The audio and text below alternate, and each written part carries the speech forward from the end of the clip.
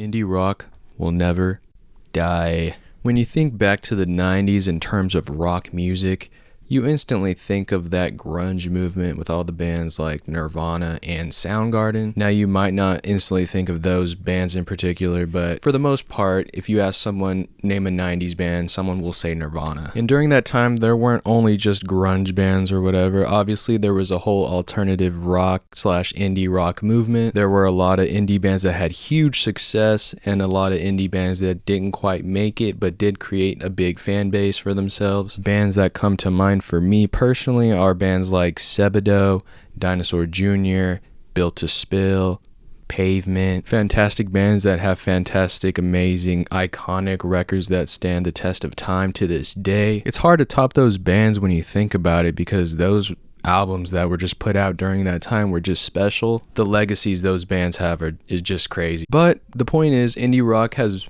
been alive for quite a while, and I wanted to touch up on a couple bands in this new generation wave because it just sounds like fun and I really enjoy this type of music. Before I dive into the plethora of bands on my list, I must talk about the artist who has a humongous influence on some of these bands, not all of them, and an artist that has honestly this generation in the palm of his hands, and that would be Alex G. Alex G has been a staple in indie / indie rock music since that Race album that released in 2010. The way he created beautiful instrumentation with that sunny filled sounding guitar paired with the gloomy vocals and memorable melodies that everybody loves to sing now. I feel like Alex G has really impacted a lot of bands, and probably not in a huge way, but in some little influence type of way. And I just say all this to give a little perspective, and like I said, I'm not saying every band on this list worships Alex G, but if you listen to some of these bands, you can see and hear that there is an influence. Let me start off with one of my favorite indie rock duos, Waveform, a band that originated in Connecticut but now based in Brooklyn, New York. Earlier albums like Library and Shooting Star have this sort of lo-fi type of quality sound to it. They really evolved humongously in their latest two albums. For example, the songwriting on their 2020 album, Last Room, the songwriting on there was awesome. And they kind of blew me away on the album they released this year in 2023, Antarctica. They tapped into a different realm with their production. Songs like Firework and In My Drink are just lyrical, I wouldn't say masterpieces, but they're just going crazy on them, and they paint pictures so well. The chemistry with this band has a huge growth, and you can hear it. They flow together so smoothly that you almost feel like it's just one singer / songwriter. They're on a fantastic level, and whenever they decide to release more material in the future, I have no doubt that they will succeed and just become a bigger band in the future. Now let me move on to a band that also originated in Connecticut but now is based in Los Angeles, California. And that band would be Millie. The band Millie has released Sebadoh covers and has that classic 90s indie rock sound. The riffs are always there with this band, and the vocals are always clean sounding. The vocals sort of have that slacker rock vibe to it. They only have 2 albums and they have such a sweet rock feeling when you listen to it. Eternal Ring being their best album in my opinion, which released in 2022. The record starts off with this catchy, memorable riff, and then it just dissipates into this slacker, not slowcore, but just this tone and voice. I feel like a lot of older people would probably just like enjoy this band a lot because they have a lot of elements of Dinosaur Jr, a lot of elements of Sebadoh, a lot of just different indie rock bands that were memorable in the 90s and now. I don't know, they just utilize all those influences that they have and they create such a clean sound. It doesn't sound repetitive or boring, or I'm not saying they created something new or anything like that, but they are refreshing. The song Nullify on the Eternal Ring record has this slow, steady riff, and then the last 30 seconds of the song has such a hypnotic tone, and it's just like, what? So yeah, if you're into like that Sebadoh, Dinosaur Jr type of sound, this is definitely a band for you. They also have a new song called Grab the Wheel, and tell me I'm wrong when I say that the song starts off and the riff with this song sounds just like Dinosaur Jr. I'm not saying the whole song sounds like Dino Jr, but the riff, I could see Mr. J Mascis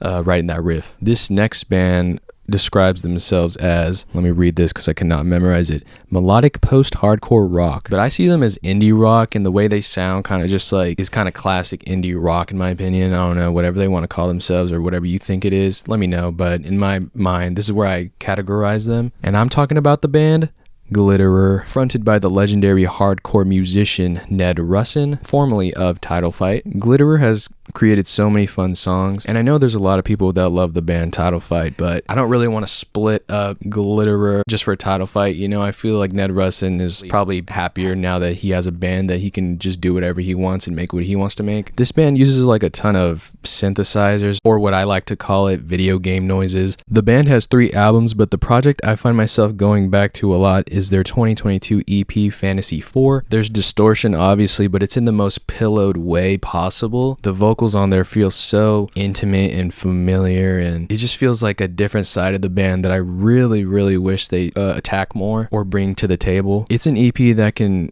grasp the attention of anyone, really. This sort of recipe was used on their 2021 album, Life Is Not a Lesson, and it did a nice job, but this EP just did something different for me, man. I don't know what it was. It was probably just the lyrics, and it just felt like he was confessing something to us. It might seem like I'm being a little critical, saying that their EP is probably my favorite thing or their best stuff, but I don't think they've released terrible albums. I wouldn't be talking about them if they, released stupid stuff. They did recently release a single though, and they're going to be releasing an album early next year, which I'm excited about and I will be talking about. Finally, the last band I want to talk about, and I was probably going to make a separate video about them. I probably still will, but I'll just touch up a little bit in this video. The band is Hotline TNT, an indie rock band, but I feel like they're more on the shoegaze side of things, so maybe they're an alternative rock band.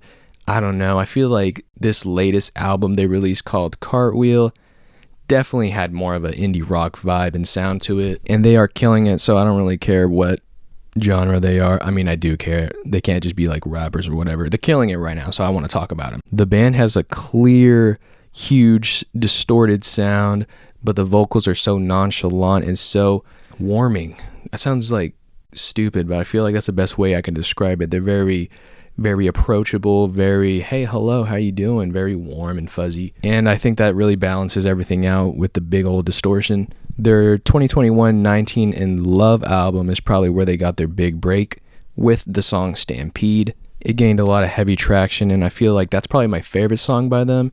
Beautiful melody in the vocals, warm, fuzzy guitars that creates the scenario that everybody wants to be in. And yeah, probably my favorite album by them, but they only have 2 albums out at this point. And this Cartwheel album is the first album they released since being signed to Jack White's label, Third Man Records. Like I said, this album sounded very much indie rock to me.